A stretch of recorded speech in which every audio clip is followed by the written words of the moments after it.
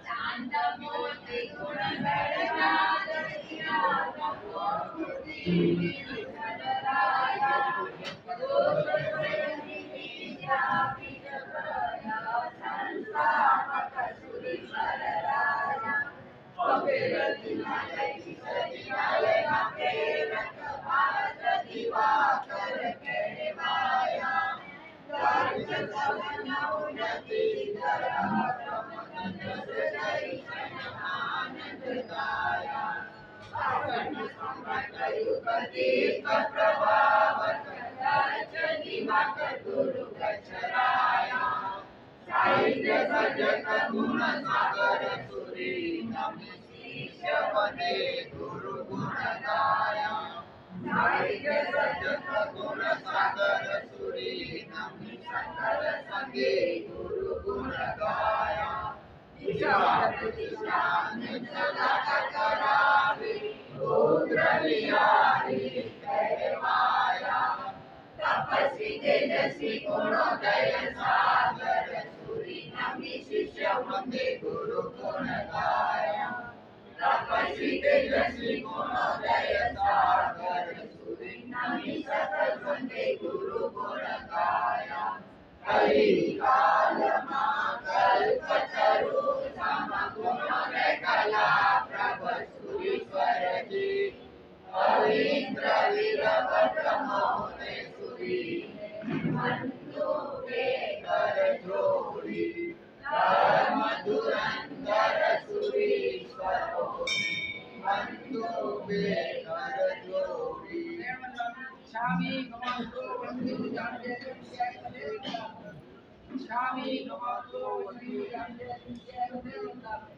चित्कार सुराय सुख तप शरीर निरावास कृष्ण यात्रा निवृत्ति स्वामी दाता देवी पदेवंदा स्वामी कमातो बंधु जाने नित्य पदेवंदा चार कारण संगीत सवन ऋतु में अभिंद्र रानी खामियो सब स्वामी मिलाए जनकी जी अपने पूर्वजों करते पाने वेरा जावते अल्लाह में सलावे उच्चारण समान बने अंतरवा कोई को कहे जनकी जी मध्य विनय पण सुखमा बैठवा कुबे जाना उन निरंतर स्वामी पुत्र स्वामी कमातो राष्ट्रसंत भारत दिवाकर अतः यथाधिपति परम पूज्य आचार्य भगवान श्री गुणसागर सुधई महाराज साहिब की जय चक्र चक्रवर्ती जैन शासन शिरोमणि कोटड़ा कोहिनूर अतः यथाधिपति परम पूज्य आचार्य भगवान श्री गुणोदय सागर सुधई महाराज साहिब की जय यथाधिपति परम पूज्य आचार्य भगवान श्री कला प्रभु सागर सुधई महाराज साहिब की जय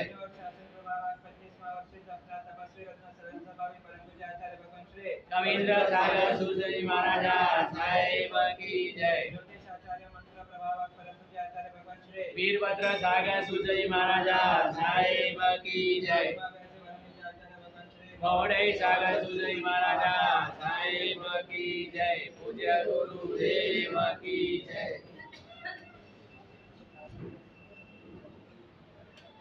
जय वंदामि इच्छामि कमात्रो वन्द्यो जामि जय निश्चय मते वंदामि इच्छामि कमात्रो वन्द्यो जामि जय निश्चय मते वंदामि इसका सूरय सुख तप शरीर निरावाद सुख स्वयं यात्रा निर्वो छोजी स्वामी साकाचे मते वंदामि इच्छा कारण संदेश भगवान अभूतों अभ्यंतर रायम खाम्यो इच्छम खामेमि रायम जंके ची अपत्यम बत्पत्यम बंदे पाणे लीणे व्यावचे अलावे सलावे उचात्रे समात्रे अंतर्गत विरुभासे जंके ची मज्जविना परिणम सुरुमा बायरंगवा सुबे जानम अहम न जानामि तत्निचामि इच्छामि कमात्रो वन्द्यो जामि जय निश्चय मदेव वंदामि सुखा नामाचा इच्छामि कमात्रो वन्द्यो जामि जय निश्चय मदेव वंदामि इच्छा कर संदेश भगवान संदेश इच्छामि कमात्रो वन्द्यो जामि जय निश्चय मदेव वंदामि इच्छा कर संदेश भगवान लेसो इच्छामि कमात्रो वन्द्यो जामि जय निश्चय मदेव वंदामि इच्छा कर संदेश भगवान आया प्रसाद करो सोजी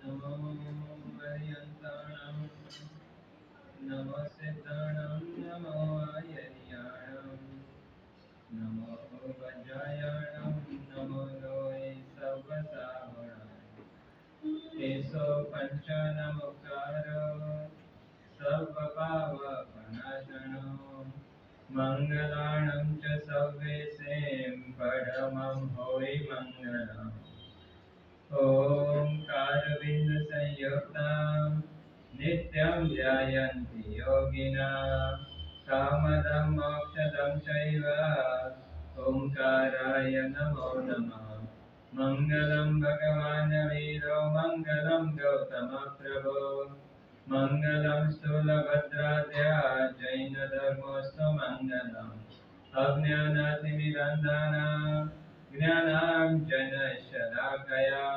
नेत्रमुन्मीलितं येन तस्मै श्रीगुरवे नमः।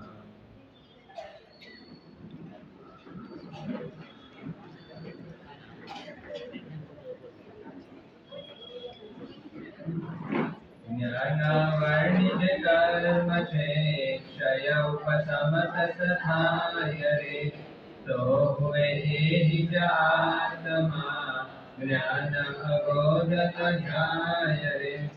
शरण अनंतकारी शरण शरणहार भक्त हृदय सम्राट जगत मालेश्वर એવા પરમાત્માને નમસ્કાર કરીએ જેમને આ ધર્મદેવની સ્થાપના કરી સિદ્ધ ચક્રની આરાધના કરવા તૈયાર થયેલા આરાધકોએ હૃદય કમલની અંદર નવ પદનો ધ્યાન ધરવાની પ્રેરણા જ્ઞાની પુરુષો આપણને આપી રહ્યા છે। જ્યાં સુધી વ્યક્તિ ધ્યાનની ભૂમિકાએ નવ પદની સાથે આંતરિક સંબંધ સ્થાપિત નહીં કરે ત્યાં સુધી શ્રીપાદ અને મૈણાએ જે દિવ્ય અનુભવો પ્રાપ્ત કર્યા છે એવા દિવ્ય અનુભવો આપણે પ્રાપ્ત નહીં કરી શકીએ। જો દિવ્ય અનુભવોની પ્રાપ્તિ કરવી હોય, જો દિવ્ય અનુભવોનો અહેસાસ કરવો હોય તો એના માટેની પહેલી શરત છે કે તમારે ધ્યાનની ભૂમિકાએ નવ પદની સાથે અંતર ચેતનાનો જોડાણ કરવો પડશે। નવ પદની આરાધના ચાલી રહી છે। ધર્મનો પ્રારંભ થાય છે સમ્યક દર્શનથી। જ્યાં સુધી આત્મા સમ્યક દર્શન પામતો નથી ત્યાં સુધી તાત્વિક દ્રષ્ટિએ એના જીવનમાં ધર્મનો પ્રારંભ થઈ શકતો નથી। ધર્મની પહેલી કલ્યાણ યાત્રા એટલે સમ્યક દર્શનથી પ્રાપ્ત થાય છે। સમ્યક દર્શન આપણો ધ્યેય નક્કી કરી આપે છે। સમ્યક દર્શન આપણો લક્ષ્ય સ્પષ્ટ કરી આપે છે કે ભાઈ તમે જે પ્રવૃત્તિ કરો છો એ પ્રવૃત્તિ કરીને તમારે શું પામવું છે। જો એ જ ખબર ન હોય તો પ્રવૃત્તિ લક્ષ્ય બનાની કોઈ પણ પ્રવૃત્તિ ક્યારે પણ કામયાબ નીવડી શકતી નથી। તમે જે માર્ગ ઉપર ચાલી રહ્યા છો એ માર્ગ ઉપર ચાલીને તમારે ક્યાં પહોંચવું છે એ જો ખબર ન હોય તો લક્ષ્યહીન પ્રવૃત્તિ ક્યારે પણ મંજિલ ઉપર પહોંચાડી શકતી નથી। सम्यक दर्शन નું કામ શું છે? આપણો ગોલ એકદમ ક્લિયર કરી આપે છે કે તમામે તમામ જે આરાધનાઓ આપણે કરીએ છીએ, તમામે તમામ જે સાધનાઓ આપણે કરીએ છીએ, જે તપશ્ચર્યાઓ, જે ક્રિયાઓ, જે સહન કરવાનો આપણે આપણા જીવનની અંદર કરી રહ્યા છીએ એ શા માટે કરીએ છીએ એનું લક્ષ્ય સમ્યક દર્શન સ્પષ્ટ કરી આપે છે। સમ્યક દર્શન એમ કહે છે કે તમામે તમામ આરાધનાઓનું લક્ષ્ય જો કોઈ હોય તો સ્વરૂપની પ્રાપ્તિનો છે। આત્માને મુક્ત થવો એ જ દરેક જીવાત્માની તમામે તમામ આરાધનાઓનું લક્ષ્ય હોવું જોઈએ અને સમ્યક દર્શન આપણું કામ કરે છે। જો ઘણી વખત કેટલો વ્યક્તિઓ એવા પ્રસંગો જોવા માટે મળે છે કે વરરાજાને પરણવું છે અને વરરાજાએ વરઘોડો કાઢ્યો છે પણ વરઘોડો કાઢીને કોના ઘરે ઉતારવું એ જ ખબર ન હોય તો લોકોની વચ્ચે પણ હાસ્ય પાત્ર થાય કે ભાઈ વરઘોડા કાઢ્યા, સાજન માજન બોલાવ્યા, બેન્ડ બાજા વગાડ્યા, નગારાના વગાડ કર્યો અને બધું કર્યા પછી વરઘોડો પણ નીકળ્યો પણ વરઘોડો નીકળીને કોના ઘરે ઉતારવું જો ખબર ન હોય તો લોકોએ મસ્કરી કરે કે ભાઈ આપણે ધામધૂમ કરવાની જરૂર શું હતી। બસ એવી જ દશા આજ દિવસ સુધીમાં આપણી થઈ છે। કેટલી આરાધનાઓ જીવનની અંદર કરી, કેટલી તપશ્ચર્યાઓ જીવનની અંદર કરી, પણ એ બધું કરીને શું પામવું છે એ ખબર નહોતી. પણ સમ્યક દર્શન આ ખબર આપે છે કે તમામે તમામ આરાધનાઓનું લક્ષ્ય સ્વ સ્વરૂપની પ્રાપ્તિનો હોવો જોઈએ. આ કાર્ય સમ્યક દર્શન કરી આપે છે. દર્શન જેને સમ્યક દર્શન નથી, સંકિત વિણ નવ પૂર્વી અજ્ઞાની કહેવાય. શું કહે છે? નવ પૂર્વનો અભ્યાસ થઈ ચૂક્યો હોય. નવ પૂર્વ એટલે વિશાળ જ્ઞાનનો સમુદ્ર કહેવાય. પણ સમ્યક દર્શન નથી તો એ નવ પૂર્વના જ્ઞાનની પણ કોઈ કિંમત નથી. તમે વિચારજો, આટલું જ્ઞાન જેને પુરુષાર્થ કરીને પ્રાપ્ત કર્યો છે, જેમાં તુકાડી જે આ જ્ઞાનની પ્રાપ્તિ કરી છે, પણ સમ્યક દર્શન નથી તો સમ્યક દર્શન વિનાના નવ પૂર્વ પણ અજ્ઞાન તરીકે લેખાવામાં આવેલા છે. આટલો મહત્વ જે સમ્યક દર્શનને આપ્યો છે એ શ્રદ્ધા રૂપ સમ્યક દર્શન, એ સમજ રૂપ સમ્યક દર્શન અને અનુભવ રૂપ સમ્યક. ગઈકાલે આપણે સમ્યક દર્શનની ત્યાં 3 વ્યાખ્યા કરી. કઈ કઈ વ્યાખ્યા હતી? પહેલી વ્યાખ્યા સૌથી પહેલી વ્યાખ્યા આત્માનો સાક્ષાત્કાર કરવો એ સમ્યક. બીજા નંબરની વ્યાખ્યા નવાનામ અપી તત્વાનામ જ્ઞાનમ આત્મા પ્રસિદ્ધાય. નવ તત્વનો જ્ઞાન અને એના ઉપરની શ્રદ્ધા એ બીજા નંબરનો સમ્યક. બીજા પ્રકારનો સમ્યક જ્ઞાન દેવ ગુરુ ધર્મ ઉપર અનન્ય શ્રદ્ધા રાખવી એ સમ્યક દર્શન. એટલે સૌથી નીચેનો સમ્યક દર્શન છે દેવ ગુરુ ધર્મ ઉપરની શ્રદ્ધા. બીજા નંબરનો સમ્યક દર્શન છે નવ તત્વની સમજરૂપ શ્રદ્ધા અને ત્રીજા નંબરનો સમ્યક દર્શન છે આત્માની અનુભૂતિ રૂપ, આત્માનો સાક્ષાત્કાર રૂપ સમ્યક દર્શન. પણ દેવ ગુરુ ઉપર અને ધર્મ ઉપર શ્રદ્ધા ક્યારે જાગશે? નવ તત્વનો જ્ઞાન તમને કોણ આપશે અને ખરેખર ઠરવા જેવું છે તો આત્મામાં ઠરવા જેવું છે એનો ખ્યાલ આપનાર જો કોઈ તત્વ હોય તો તે સમ્યક જ્ઞાનને બતાડવામાં આવેલો છે. સમ્યક દર્શન વિના સમ્યક જ્ઞાન વિના ક્યારે પણ સમ્યક દર્શન નિર્મળ બની શકતો નથી. સમ્યક દર્શનને નિર્મળ બનાવવું હશે તો સમ્યક જ્ઞાનને પ્રાપ્ત કરવો પડશે. અને રત્નત્રયની અંદર 3 રત્નો કીધા છે, દર્શન, જ્ઞાન અને ચારિત્ર. એ રત્નત્રયની અંદર સેન્ટરમાં કોણ છે? હા, જ્ઞાનને સેન્ટર મધ્ય બિંદુનો સ્થાન આપ્યો છે. એક તરફ દર્શન તત્વ છે, બીજી તરફ ચારિત્ર તત્વ છે. સેન્ટરની અંદર સમ્યક જ્ઞાનને સ્થાન આપવામાં આવેલો છે. સમ્યક દર્શન હશે તો આત્મા સમ્યક દર્શનને નિર્મળ બનાવશે અને સમ્યક દર્શન હશે, સ્વાધ્યાય હશે તો આત્મા ચારિત્ર ભાવની અંદર સ્થિર થઈ શકશે. એમ સમ્યક દર્શનને નિર્મળ બનાવનાર અને સમ્યક ચારિત્રમાં સ્થિરતા આપનાર જો કોઈ તત્વ હોય તો તે સમ્યક જ્ઞાનને બતાડવામાં આવેલો છે. લક્ષ્ય ગમે એટલો તમારો ફિક્સ હોય, લક્ષ્ય ગમે એટલો તમારો નક્કી હોય, પણ લક્ષ્યને કેવી રીતે પામી શકાય એનો જો રોડ મેપ ન હોય તો ક્યારે લક્ષ્ય સુધી વ્યક્તિ પહોંચી શકતો નથી. તમારે દિલ્હી પહોંચવું છે, આ તમારો લક્ષ્ય છે. તમારું લક્ષ્ય એકદમ ક્લિયર છે કે મારે મુંબઈ થી દિલ્હીમાં જવું છે, તો લક્ષ્ય પાકો થયો કે લક્ષ્યમાં પ્રાપ્તિ થઈ જાય. એના માટે શું કરવું પડે? દિલ્હી જવું છે તો મુંબઈ થી કઈ ટ્રેન દિલ્હીમાં જાય છે, એ ટ્રેન કયા સ્ટેશન ઉપર ઊભી રહે છે, એ ટ્રેન કયા પ્લેટફોર્મ ઉપર આવે છે, એ ટ્રેન કેટલા વાગે સ્ટેશન ઉપરથી ઉપડે છે, એ કઈ ખબર ન હોય. એટલું જ કહો કે મારું લક્ષ્ય સ્પષ્ટ છે કે મારે દિલ્હી જવું છે અને તમે પ્લેટફોર્મ ઉપર જાઓ અને ગમે તે ગાડીઓ બેસો, હાલત શું થાય? દિલ્હી પહોંચો કે ન પહોંચો, કન્યાકુમારી તો ચોક્કસ પહોંચી જાઓ, કારણ કે ગમે તે ગાડીમાં બેસવાથી દિલ્હી પહોંચી શકાતો નથી. દિલ્હી પહોંચવા માટે જે ટ્રેન દિલ્હી જતી હોય એ ટ્રેનમાં બેસવાથી તમે દિલ્હી પહોંચી શકો છો. તમારે અમેરિકા જવું છે, તમારા દીકરાઓ અમેરિકાની અંદર કામ કરી રહ્યા છે અને તમારે અમેરિકામાં જવું છે, તમારો એકદમ ક્લિયર કટ તમારો લક્ષ્ય છે કે મારે અમેરિકામાં જવું છે. પણ તમે કહો કે મારે બીજી કોઈ માથાકૂટ કરવી નથી, મારે અમેરિકા જવું છે એટલે જવું છે, પણ એના માટે પહેલા વિઝા લેવા પડે, એના માટે પહેલા પાસપોર્ટ કઢાવવા પડે, એના માટે તમારે એરપોર્ટ ઉપર પહોંચવું પડે, એના ઉપર એરપોર્ટ ઉપર કેટલા વાગે પ્લેન ટેક ઓફ થાય છે એ જ્ઞાન તમારી પાસે હોવો જોઈએ. ના મારે કઈ જ્ઞાન કે માહિતી લેવાની જરૂર નથી, મારે પહોંચવું છે એટલે પહોંચ. એટલા માત્રથી ક્યારે પણ આત્મા અમેરિકામાં પહોંચી શકતો નથી. તમે જે લક્ષ્ય નક્કી કર્યો છે એ લક્ષ્યને કેવી રીતે પામી શકાય એના માટેનો રોડ મેપ તમારો હોવો જોઈએ.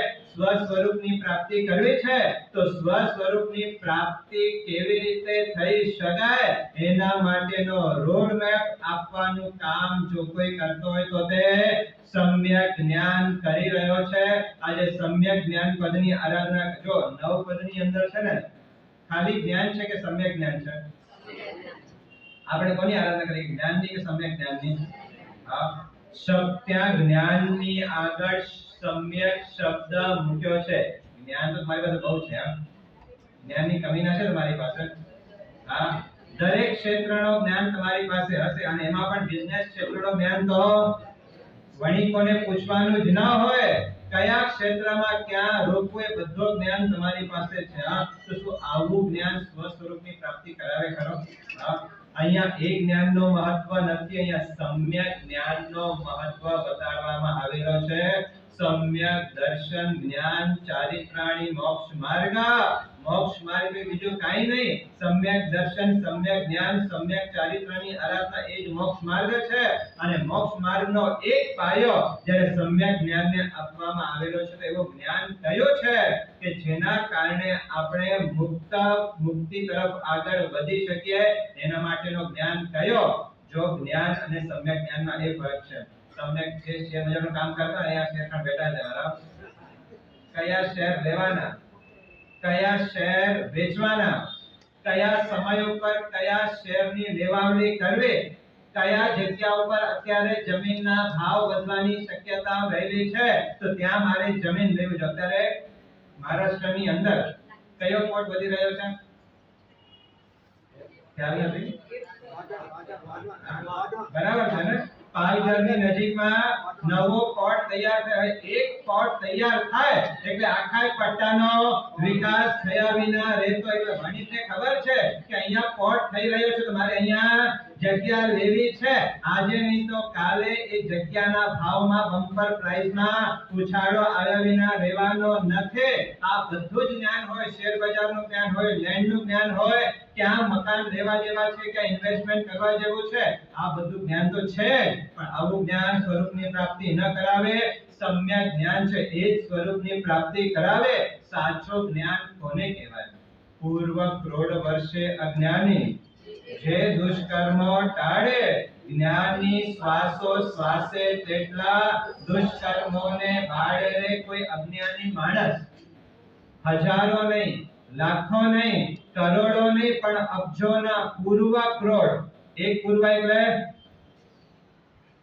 84 લાખ ગુણ્યા 84 લાખ એનો જે આંક આવે એને એક પૂર્વ કહેવાય. તો પૂર્વ કરોડ વર્ષે અજ્ઞાની માણસ પૂર્વ કરોડ વર્ષ સુધી કદાચ માસક શ્રવણના કારણે માસક શ્રવણ કરે, કદાચ જબરજસ્ત સાધનાની અંદર લાગી જાય અને આટલી દીર્ઘ સાધના કર્યા પછી પણ જે કર્મોની નિર્જરા કરે એટલી કર્મોની નિર્જરા જ્ઞાની શ્વાસો શ્વાસની અંદર કરતો હોય. આટલો જ્ઞાનનો મહત્વ જે જ્ઞાની પુરુષોએ ભાગ્યો છે.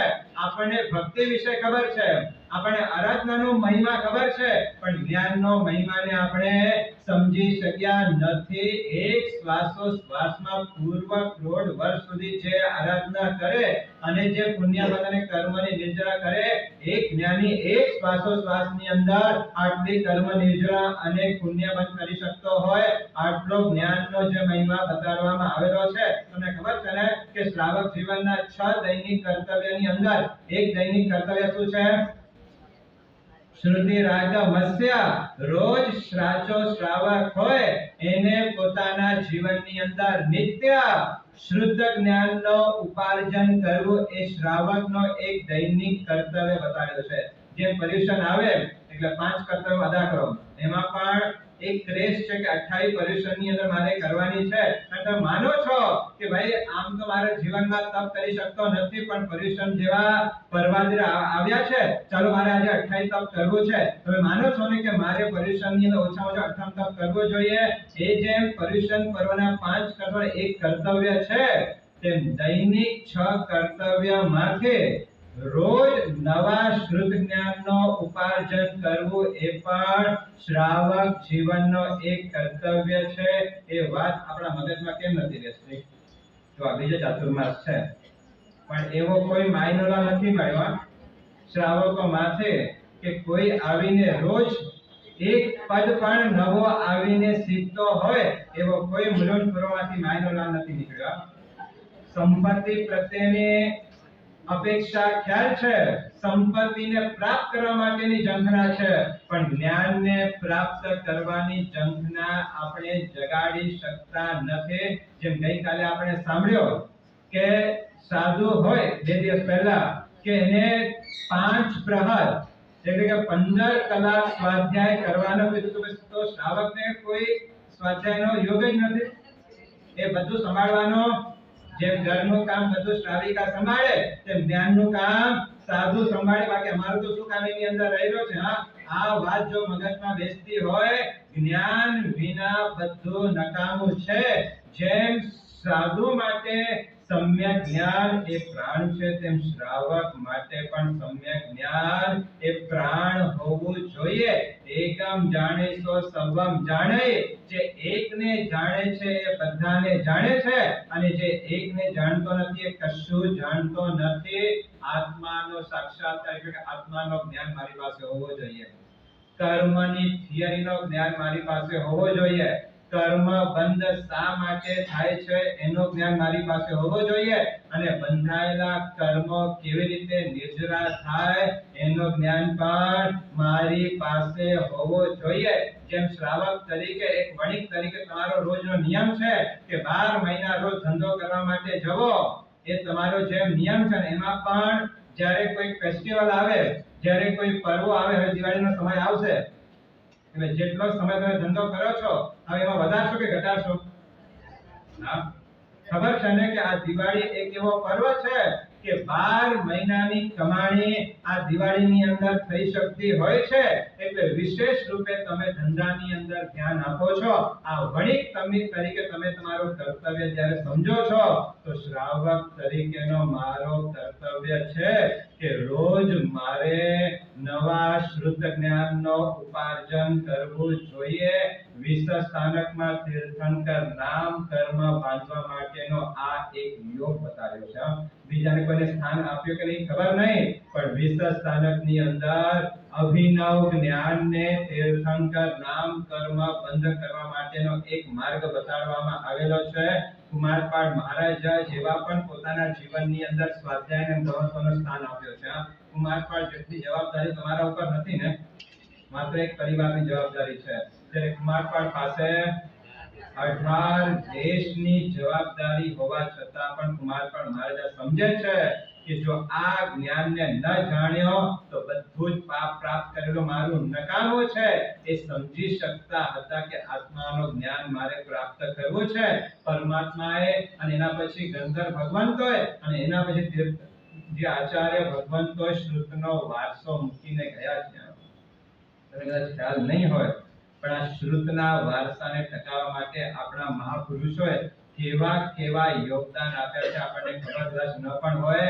આ ભગવાન મહાવીર સ્વામીના પાઠ પરંપરાની અંદર 6ઠા 7મા પાઠે આવેલા ભદ્રબાહુ સ્વામી, જે અત્યારના મહાવીર સ્વામીના વખતની અંદર જે છેલ્લા શ્રુત કેવલી જેને કહી શકાય, 14 પૂર્વધર મહર્ષિ એટલે કે આચાર્ય ભગવાન ભદ્રબાહુ સ્વામીજી છેલ્લા 14 પૂર્વ મહર્ષિ થયા. અને 14 પૂર્વનો વિચારજો, એક પૂર્વ આપણે તો મગજ કામ ના કર્યા. એક પૂર્વ એટલે એક હાથીના વજન પ્રમાણે શાહી હોય, એ શાહીથી જે ગ્રંથો લખાય એને આપણે પહેલા પણ વાત કરી છે ને, એક બોલપેન 2 રૂપિયાની, એ પણ 200 પાના ભરી નાખી છે. એક બોલપેન જો 200 પાના ભરી નાખતી હોય તો એક હાથીના વજન પ્રમાણની શાહી અને શાહીથી તૈયાર થયેલો જ્ઞાન કેટલો વિશાળ હશે. આવા 14 પૂર્વ જેને અધ્યયન કર્યા હતા એવા ભદ્રભાવ સ્વામી છેલ્લા શ્રુત કેવલી 14 પૂર્વ મહર્ષિ થયા. એમને વિચાર થયો કે 14 પૂર્વ પ્રાપ્ત કરી લીધા છે, પણ આ શુદ્ધ સાગરને ટકાવવું કેવી રીતે? રોજ જો સ્વાધ્યાય નહીં થાય તો આ જ્ઞાન હાથમાંથી ચાલ્યો જશે, જ્ઞાન નાશ પામશે. રોજ સ્વાધ્યાય તો કરવો જોઈએ અને શાસનની એટલી મોટી જવાબદારી, એની વચ્ચે 14 પૂર્વ યાદ રાખવા એ સહેલા નહોતા. એ વખતે વિચાર કર્યો જો આ શુદ્ધ સાગરને ટકાવવું હશે તો એના માટે મારે સાધના કરવી પડશે. મહાપ્રાણ નામના ધ્યાનને મારે સિદ્ધ કરવો પડશે અને એને સિદ્ધ કરવા માટે નેપાળના હિમાલયના ગુફામાં મારે જવું પડશે. અને વિચારધારા સાથે એ હિમાલયમાં સાધના કરવા માટે નીકળ્યા છે. અને એ વખતે સ્થૂલીભદ્ર સ્વામી વગેરે 500 સાધુ ભગવંતો એ ભદ્રભાવ સ્વામી પાસે જ્ઞાન પ્રાપ્ત કરવા માટે જાય છે. અને એ વખતે ભદ્રભાવ સ્વામીએ કીધું કે અત્યારે મારી પાસે સમય નથી કે હું તમને જ્ઞાન આપીશ, કારણ કે જે શ્રુત જ્ઞાનને પ્રાપ્ત કર્યો છે એને જો ટકાવવું હશે તો એના માટે મારે મહાપ્રાણ ધ્યાનને સિદ્ધ કરવો પડશે. અને મહાપ્રાણ ધ્યાનનો પ્રભાવ પડશે કોઈને જે 14 પૂર્વ છે ને એ 14 પૂર્વને માત્ર એક અંતર મુહૂર્તમાં એટલે કે 48 મિનિટ કરતા ઓછાના સમયમાં પહેલાથી કરીને છેલ્લે સુધી સ્વાધ્યાય, પછી છેલ્લેથી પહેલે સુધી અને પછી આગળ પાછળ 3 વખત એક અંતર મુહૂર્તમાં 14 પૂર્વનો સ્વાધ્યાય થઈ જાય એને મહાપ્રાણ ધ્યાનનો પ્રભાવ કહેવામાં આવ્યો છે. તો વિચારજો, હજારો નહીં, લાખો નહીં, કરોડો નહીં, અબજો નહીં, અબજોના અબજો શ્લોકો જે પૂર્વની અંદર રહેલા છે, પણ આ મહાપ્રાણ ધ્યાનની આ પ્રભાવ છે કે એક વખત ધ્યાન સિદ્ધ થઈ ગયો, 3 વખત પૂર્વનો સ્વાધ્યાય થઈ જાય. એ મહાપ્રાણ ધ્યાન સિદ્ધ કરવા માટે જ્યારે એ આચાર્ય ભગવાન જઈ રહ્યા છે એ વખતે સ્થૂલીભદ્ર વિગ્રહ 500 મુનિ ભગવાન તેમને વિનંતી કરે છે કે અમને પૂર્વનો જ્ઞાન આપો. અને એ વખતે એમને ના પાડી ત્યારે શ્રમણ સંઘ એ આચાર્ય ભગવાનને પ્રશ્ન પૂછે છે કે શ્રમણ સંઘની જે આજ્ઞાનો વિરોધ કરે એને શું પ્રાયશ્ચિત આવે? એ વખતે ભદ્રભાવ સ્વામી કહે છે કે શ્રમણ સંઘની આજ્ઞાનો લોપ કરવાનો કોઈ સવાલ નથી, સવાલ શુદ્ધ જ્ઞાનને ટકાવવાનો છે. મારે ધ્યાન સિદ્ધ કરવું છે. જો ધ્યાન સિદ્ધ થશે તો પૂર્વનું જ્ઞાન વધશે, પણ તમારે સાધુને જ્ઞાન તો આપવું જ પડશે. એ વખતે સ્થૂલીભદ્ર વિગ્રહ 500 મુનિવરો ભદ્રભાવ સ્વામી નક્કી કર્યું કે હવે આ કાર્ય તો કરવું જ પડશે. ત્યારે નિર્ણય કર્યો કે રોજની 7 વાચના આપીશ. કેટલી? રોજની 7 વાચના હું આપીશ અને બાકીનો સમય હું મહાપ્રાણ ધ્યાનને સિદ્ધ કરવામાં લગાડીશ. અને એક વખત ધ્યાન સિદ્ધ થયો પછી તમે કહેશો એટલી હું વાચના તમને આપીશ. અને સ્થૂલીભદ્ર 500 મુનિવર આવ્યા અને ભદ્રભાવ સ્વામીએ શુદ્ધ જ્ઞાન આપવાની શરૂ કરી. એ વખતે કોઈ પુસ્તકો નહોતા, એ વખતે કોઈ લિપિબદ્ધ કોઈ શાસ્ત્રો નહોતા. જે ભદ્રભાવ સ્વામી બોલે એને યાદ રાખવાનો, એને ધારવાનો, એને કંઠસ્થ કરવાનો. નવો જ્ઞાન પ્રાપ્ત થતો જાય તો જૂના જ્ઞાનને સ્વાધ્યાય કરવાનો. આ કરતા આ બધાના કામ નહોતા. એક પછી એક મુનિ ભગવાનનો ચાલતી પકડી જતા રહ્યા. છેલ્લે એક સ્થૂલીભદ્ર સ્વામી બચ્યા જેમને 10 પૂર્વનો જ્ઞાન ભદ્રભાવ સ્વામી તરફથી મળેલો છે. અને જેને જ્ઞાન મળ્યો અને એ જ સ્થૂલીભદ્ર સ્વામીને એમના બહેનો વંદન કરવા માટે આવે છે.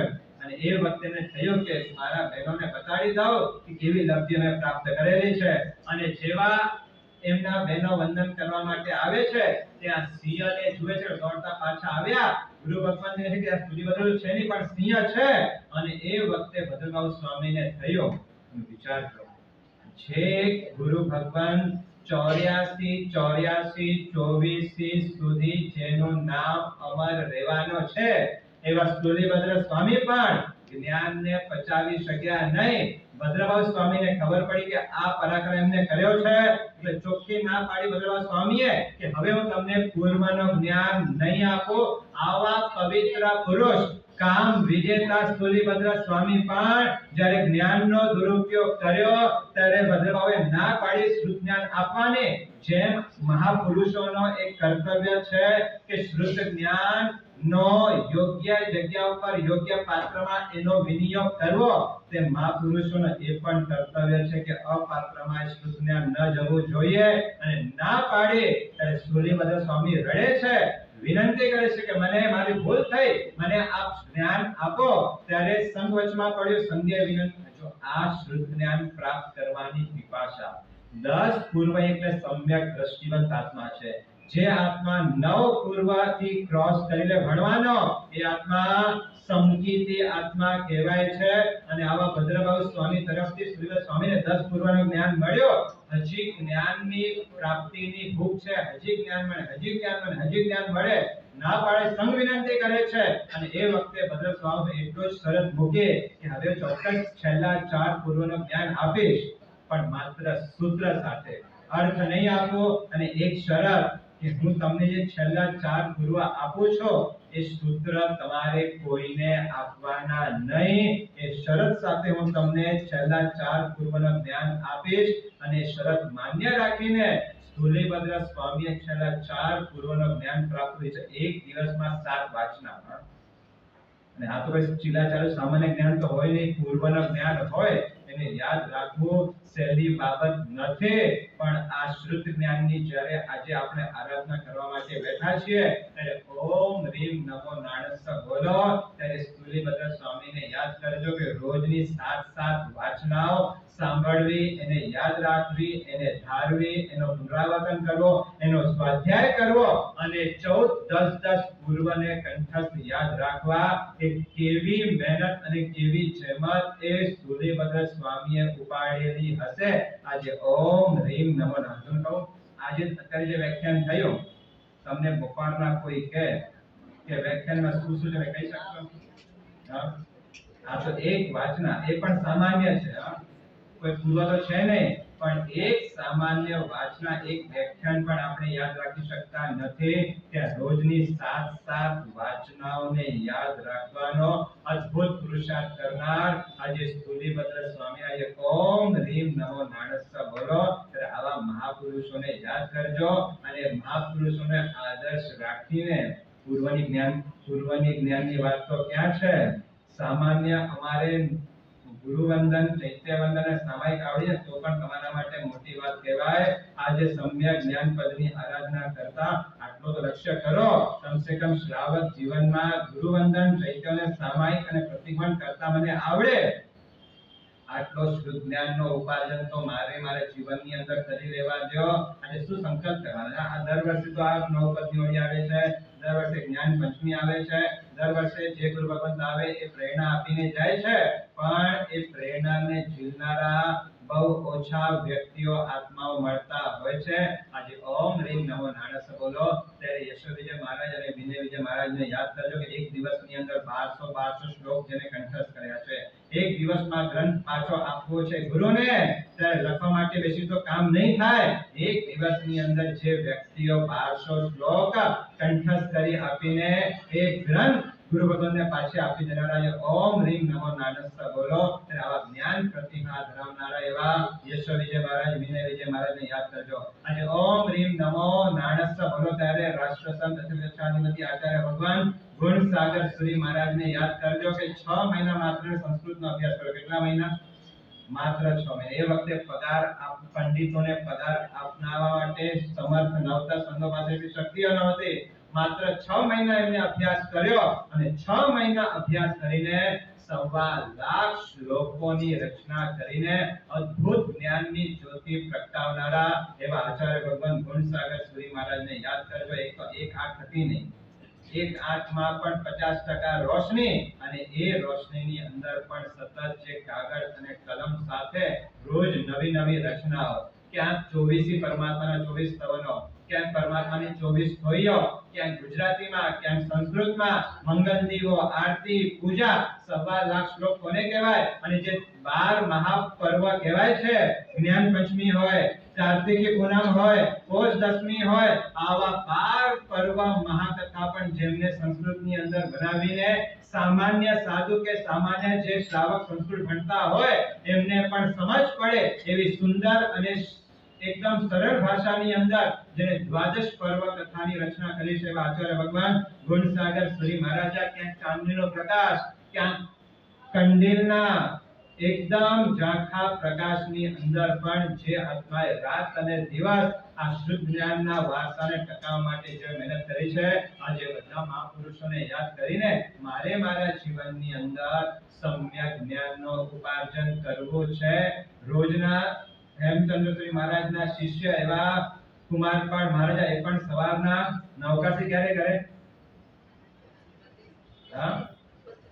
32 અષ્ટકનો સ્વાધ્યાય થયા પછી જે વ્યક્તિઓ પોતાના મોઢાની અંદર પાણી નાખતા હતા, આવા રાજા પણ મહારાજા પણ આની ખબર છે કે શુદ્ધ જ્ઞાન વિના બધું નકામો છે.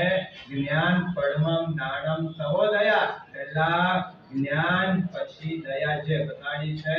આવા સમ્યક જ્ઞાનનો જ્યારે આજે આરાધનાનો દિવસ આવ્યો છે ત્યારે મારા જીવનની અંદર પણ આવો કોઈ સમ્યક જ્ઞાનનો પ્રકાશ હું પણ પ્રાપ્ત કરું એવા આજના દિવસે પ્રાર્થના કરવાની છે. અને જો જ્ઞાન તો શું, જેમ આપણે કહીએ ને કે સંકિત વિના નવ પૂર્વી અજ્ઞાની કહેવાય, તેમ વિનય વિના નવ પૂર્વી અજ્ઞાની કહેવામાં આવતો હોય છે. જે આત્મા જ્ઞાન પ્રાપ્ત કર્યા પછી જો એના જીવનની અંદર વિનય ગુણનો પ્રતિકરણ થતો ન હોય તો એ નવ પૂર્વનો જ્ઞાન પણ એના માટે અજ્ઞાન સ્વરૂપ બતાવ્યો છે. ત્યાં શાસ્ત્રમાં લખ્યો છે કે જે આત્મા ગ્રસ્ત જીવન જીવે છે એને પણ પોતાના વડીલોનો વિનય રોજ કરવાનો, રોજ કેળવવાનો નિયમ ત્યાં બતાવ્યો છે. એવો તમારો નિયમ કરો કે રોજ સવારના પહોરમાં નમસ્કાર મહામંત્રનું સ્મરણ કરીને પંચ પરમેશ્વરીને ભાવપૂર્વક નમસ્કાર કરીને તમારા ઘરની અંદર તમારા જે વડીલો છે, તમારા માતા પિતા કે તમારા જે વડીલો હોય એને રોજ પગે લાગવો તમારો નિયમ કરો.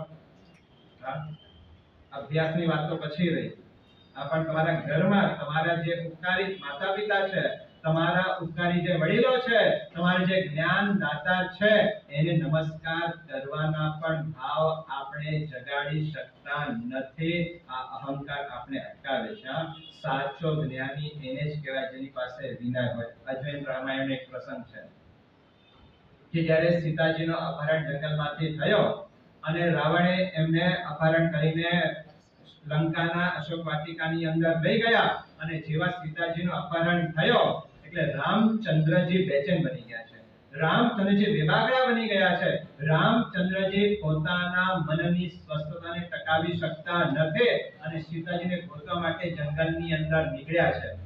અને જંગલમાં નીકળતા હતા ક્યાંક જંગલની અંદર સીતાજીના જે કેયુર હતા એટલે કે બાજુબંધ, એ કેયુર ક્યાંક એને નીચે પડેલા જોયા કે રામચંદ્રજીએ એ કેયુરને ઉપાડ્યા અને લક્ષ્મણજીને પૂછ્યું કે આ કેયુર સીતાજીના છે. ત્યારે લક્ષ્મણ એટલું કે મોટા ભાઈ મને ખબર નથી કે આ કેયુર સીતાજીના છે કે નહીં. આગળ જતા વળી ક્યાંક કોઈ દાગીના મળ્યા અને એ આગળ પડતા ક્યાંક એમને હાર દેખાણો એટલે પૂછ્યો રામચંદ્રજીએ લક્ષ્મણને કે આ હાર સીતાજીનો છે. ત્યારે મોટા ભાઈ મને ખબર નથી કે આ હાર સીતાજીનો છે કે નહીં. આગળ વધ્યા એટલે નુપુર એટલે પાયલ જેને ઝાંઝર કહેવાય, એ ઝાંઝર દેખાય એટલે પૂછે છે કે આ ઝાંઝર કે આ નુપુર આ સીતાજીના છે. એ વખતે લક્ષ્મણ કહે છે કે હા આ જે પાયલ છે એ સીતાજીના છે. એટલે રામચંદ્ર પૂછે છે કે મેં તને પૂછ્યું કે આ સવાર આગળ મળ્યા જે આપણને કહેયો એ સીતાજીના છે કે નહીં, તો તે મને ખબર નથી આમ કીધો. પછી હાર મળ્યો તો ના પાડી પણ આ નુપુર જે પાયલ તને દેખાડ્યા અને તે કે હા આ ખબર તને કેવી રીતે પડી. અને એ વખતે લક્ષ્મણજીએ કીધો કે રોજ સવારે જ્યારે સીતાજીને નમસ્કાર કરવા માટે જાઉં ત્યારે પગે પડતા મારી નજર આ નુપુર ઉપર પડતા એટલે મને ખબર પડી કે આ નુપુર સીતાજીના છે. જે વાસુદેવ છે અને આવનારી નજીકના સમયમાં જે વ્યક્તિ મોક્ષ માર્ગને પ્રાપ્ત કરવાના છે એવા લક્ષ્મણજી પણ રોજ પોતાના વડીલ એવા ભાભીના ચરણોમાં મસ્તક ઝુકાવતા હતા. વિનય મૂલસ્થ ધર્મસ્થ, વિનય એ ધર્મનો મૂળ છે અને જે તમને વિનયની પ્રાપ્તિ કરાવે એ જ સાચો જ્ઞાન કહેવાય છે. આજે સમ્યક જ્ઞાન પદની આરાધના કરતા મારા જીવનની અંદર વિનય ગુણનો પ્રકટીકરણ થવું જોઈએ. પંચ પરમેષ્ઠીનો જે વિનય કરે એ સાચો જ્ઞાની છે. પંચ પરમેષ્ઠીનો વિનય ન કરી શકે એ અજ્ઞાની છે. મારા જીવનમાં જ્ઞાન અભ્યાસ કરતા જેમ આંબાનો વૃક્ષ હોય, જ્યાં કેરીઓ ન હોય તો ટટાર ઉભેલો હોય અને એ જ કેરીઓ આવે ત્યારે આંબાનો વૃક્ષ નમી પડે છે, તેમ સાચો જ્ઞાની એ જ કહેવાય કે જ્ઞાન પ્રાપ્ત કર્યા પછી એની પરિણતિ નમ્ર બનતી હોય એ જ સાચો જ્ઞાની છે. અને આવી નમ્રતા, આવો વિનય મારા જીવનની અંદર પ્રગટ થાય એ આજના દિવસે સમ્યક જ્ઞાન પદની આરાધના કરતા એ જ્ઞાની પુરુષો પાસેથી આ માંગણી કરવાની છે. ગૌતમ સ્વામી આટલું જ્ઞાન હોવા છતાં પણ એને ક્યારે પણ વિનય ગુણને છોડ્યો નથી. ભગવાન કીધું કે જાઓ તો બસ ચાલ્યા જવાનું, પૂછવાનું નહીં કે શા માટે જાઓ, કાલે જાઓ તો કોઈ દલીલ નહીં, કોઈ આર્ગ્યુમેન્ટ્સ નહીં. મહાવીરે કીધો અને તહથી કહીને ચાલતી પકડે એનું નામ ગૌતમ. અને વિનય ગુણના પ્રભાવથી અનેક લબ્ધિઓ ગૌતમ સ્વામીએ પોતાના જીવનની અંદર પ્રગટ કરી હતી. આજે એક જ્ઞાન પદની આરાધના કરતા આવો વિનય આપણા જીવનની અંદર પણ પ્રગટ થાય. જો એક છે ને એક વિદ્વાન વ્યક્તિ હોડીમાં બેસીને દરિયાની સહેલ કરવા માટે નીકળ્યો છે અને ચલાવનાર નાવિક છે. હોડીમાં પોતે વિદ્વાન બેઠા છે અને હોડી ચાલતા ચાલતા ચાલતા દરિયાની ખૂબ લાંબી ચાલી ગઈ છે. ખૂબ દૂર એ હોડી નીકળી ગઈ છે અને આગળ નીકળ્યા બાદ આ વિદ્વાનને વિચાર થયો કે હું મારા જ્ઞાનનો પ્રદર્શન કરું. એટલે નાવિકને પૂછે છે કે તું તારા જીવનની અંદર સાહિત્યનો અભ્યાસ કર્યો છે કે નથી કર્યો? અને એ વખતે નાવિક કીધું કે જો સાહિત્યનો અભ્યાસ કર્યો હોત તો અહીંયા નાવ ચલાવત. ના, સાહિત્યનો અભ્યાસ તો મેં કર્યો નથી. એટલે પંડિતે કીધું કે તારી 5 જિંદગી પાણીમાં ગઈ. શું કીધું? તારી 5 જિંદગી પાણીમાં ગઈ. હજી એ નાવિક આગળ નાવ ચલાવતા ચલાવતા ચલાવતા વળી પંડિતને વિચાર થયો એટલે એને બીજો પ્રશ્ન પૂછ્યો કે તું તારા જીવનની અંદર વિજ્ઞાનનો અભ્યાસ કર્યો છે કે નથી કર્યો? ના, વિજ્ઞાન સાથે આપણે કોઈ લેવા દેવા નથી. તારી અડધી જિંદગી પાણીમાં ગઈ. હજી થોડો આગળ વધ્યો એટલે ત્રીજો પ્રશ્ન પંડિતે પૂછ્યો કે તને કોઈ ભૂગોળનો જ્ઞાન છે કે નહીં? ના, મને ભૂગોળનો કોઈ જ્ઞાન નથી. તારી પોણી જિંદગી પાણીમાં ગઈ. હજી આ વાતચીત ચાલે છે ને એટલા સમુદ્રમાં જબરદસ્ત તોફાન ઉઠ્યો. જબરદસ્ત પવનનો વાયરા વિંજાવા લાગ્યા. હોડી હાલત ઢોલક થવા લાગી અને એ વખતે નાવિકે વિદ્વાનને પ્રશ્ન પૂછ્યો કે ભાઈ તરતા આવડે છે કે નથી આવડતો? અને એ વખતે વિદ્વાને ના પાડી અને ત્યારે નાવિકે ભાઈ મારી તો પોણી જિંદગી પાણીમાં ગઈ છે, તારી પૂરી જિંદગી પાણીમાં ગઈ છે. જો આ પવનની અંદર જો તરતા નહીં આવડે તો જિંદગી પાણીમાં ગઈ છે. આ સમ્યક જ્ઞાન એકવાર સમજી રાખજો. આ જે સમ્યક જ્ઞાન છે ને ભગવાન મહાવીર કેવલ જ્ઞાન પામે. એ કેવલ જ્ઞાન પામ્યા પછી છે જાણે એ કેવા માટે શબ્દોનો સહારો લેતા હોય છે. તીર્થંકર પણ કેવલ જ્ઞાની બન્યા પછી શુદ્ધ વિના એમનો પણ કામ ચાલતો નથી. અને જ્યારે પોતે કેવલી ભગવાન બને અને કોઈ સાધુ ભગવાન જ્યારે દીક્ષા લેવા માટે તૈયાર થાય અને જે ગંધર્વ પદ ઉપર આવવાના હોય એને પહેલા તીર્થંકર શું કરે? ત્રિપદી આ બરાબર છે. એ ત્રિપદી શું છે? એ પણ શુદ્ધ જ્ઞાન છે. જો મતિ જ્ઞાન, અવધિ જ્ઞાન, મન પર્યવ જ્ઞાન અને કેવલ જ્ઞાન, આ ચારે જ્ઞાન મુક્ત જ્ઞાન છે. શું છે? એ બોલતા નથી. બોલનારો કોઈ જ્ઞાન હોય તો એકમાત્ર શુદ્ધ જ્ઞાન બતાડ્યો છે. એટલે તીર્થંકર પરમાત્મા ત્રિપદી આપે એ પણ શુદ્ધ જ્ઞાન છે. અને ત્રિપદીને પામીને ગંધર્વ ભગવાન તો જે દ્વાદશાંગીની રચના કરે એ પણ શુદ્ધ જ્ઞાન છે. અને તીર્થની સ્થાપના ક્યારે થાય? જ્યારે કોઈ આત્મા સાધુ બનવા માટે તૈયાર થાય એટલા માત્રથી તીર્થની સ્થાપના થઈ જાય. ક્યારે તીર્થની સ્થાપના થાય? હા, જ્યારે ગંધર્વ ભગવાન તો દ્વાદશાંગીની રચના કરે ત્યારે તીર્થંકરો હું તમને તીર્થની અનુજ્ઞા આપું છું એટલે શ્રુતના બલબૂતા ઉપર તીર્થંકર ભગવંતો શાસનની સ્થાપના કરે છે અને શ્રુતના બલબૂતા ઉપર શાસન ચાલે છે જે 21,000 વર્ષ સુધી પરમાત્મા મહાવીરનું શાસન ચાલવાનું છે હવે 2,500 વર્ષ થઈ ગયા છે હજી પણ લગભગ 18.5 વર્ષ આ પરમાત્માનું શાસન ચાલવું છે કોણ ચાલશે શુદ્ધ જ્ઞાનના માધ્યમથી જ પરમાત્માનું શાસન ચાલવાનો છે તો આવા શુદ્ધ જ્ઞાન આપણા જીવનની અંદર પણ થોડા ઘણા અંશે પણ જો જ્ઞાનની આરાધના કરવી છે માત્ર જ્ઞાન પંચમી આવશે એ દિવસે ઉપવાસ કરશો એ દિવસે 51 ખમાસમાળા આપશો 51 લોકો કાવસા કરશો એનાથી કાંઈ જાજો ફેર પડવાનો નથી જ્યાં સુધી અમલીકરણ તમને ખબર છે કે ડાયાબિટીસની આ દવા છે પણ જોવા માત્રથી એ ડાયાબિટીસમાં ફરક પડશે કે લેવાથી ફરક પડશે તમને ખબર છે બધું જ ના કે ભાઈ શુદ્ધ જ્ઞાનથી મારા આત્માનો કલ્યાણ થવાનો છે માત્ર માહિતીથી ક્યારે કલ્યાણ નહીં થાય એનો અમલીકરણ પણ જીવનની અંદર કરવો પડશે આટલો મોટો વારસો જે આપણા માટે મહાપુરુષ મૂકીને ગયા છે કંઈક આપણા જીવનની અંદર રોજ એક શ્રાવક તરીકે મારું એક કર્તવ્ય છે મારે શુદ્ધ જ્ઞાનનું ઉપાર્જન કરવાનો છે તો આવા કોઈ સંકલ્પ સાથે આજે આપણે જો આગળ વધશો તો જ્ઞાનપદની આરાધના આપણી સફળ અને સાર્થક કેવા છે બાકી તો રૂટીન લાઈફની અંદર ડેલીમાં જે રીતે આપણી ગાડી વધી રહી છે ચાલતી રહેશે પણ એની અંદર કંઈ સ્પેશિયાલિટી લાવવી હશે તો શુદ્ધ જ્ઞાન વિના બધું નકામું છે તો આજના દિવસે આપણે શુદ્ધ જ્ઞાનની આરાધના શુદ્ધ જ્ઞાનનો પ્રયાસ પ્રાપ્ત કરવા માટેનો પ્રયાસ વગેરે કરીને જ્ઞાનપદની આરાધનાને આપણે સફળ કરીએ એ જ મંગળ શુભ ભાવના સાથે સમ્યક જ્ઞાનપદની આજે આરાધના સમય થઈ રહ્યો છે તો ઘણો બધો આપવાનું બાકી છે રોગ નાસિક સંઘ આવ્યો એમાં થોડો ઘણો મને પણ આવવા થોડો મોડો પડી ગયો થઈ ગયો છે પણ ગઈકાલે આપણે સમ્યક દર્શનને પ્રાપ્ત કરવાના જે પરિબળો છે એની પણ વાત કરવાની હતી પણ એ અવસરે આપણે સમ્યક દર્શનને પ્રાપ્ત કરવાના જે મુખ્ય પરિબળો છે એના ઉપર પણ આપણે ચર્ચા કરશું અને સમ્યક જ્ઞાન પદની આરાધના કરતા આજે જે જ્ઞાન મારા રાગ અને દ્વેષને ઓછા કરી દે એ સમ્યક જ્ઞાન કહેવાય છે અને આવા સમ્યક દર્શનની પ્રાપ્તિ મારા આત્માને થાય એની મંગળ છું પછાણ ઉપવાસ પછાણ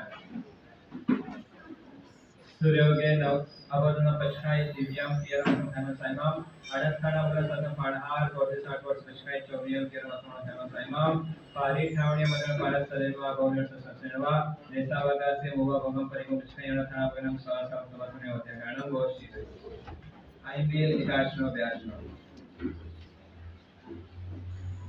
સૂર્યોગે નૌકાર્થ્ય 48 વર્ષ પછાઈ ચોરિયમ પિયરમ ધન સાઈમામ અડથાણાવરમ સહસ્રા ગણ પચ્છન કાંસો આંગિલ એકાશનો છે એકાશનો વ્યાસનો બચકાઈ દિવ્યમ પિયાર મથોથાનો દેવા દેવા વિશે સાકાર્ય ગુરુ પાઠન મનોરમ પાડસ સલેનવા બૌરણ સુસ્વસન દેશના વગાથી ભગવાન પરિમ બચકાઈ અડથાણાવરમ સહસ્રા સવસન ગાણમ ગોષ્ઠી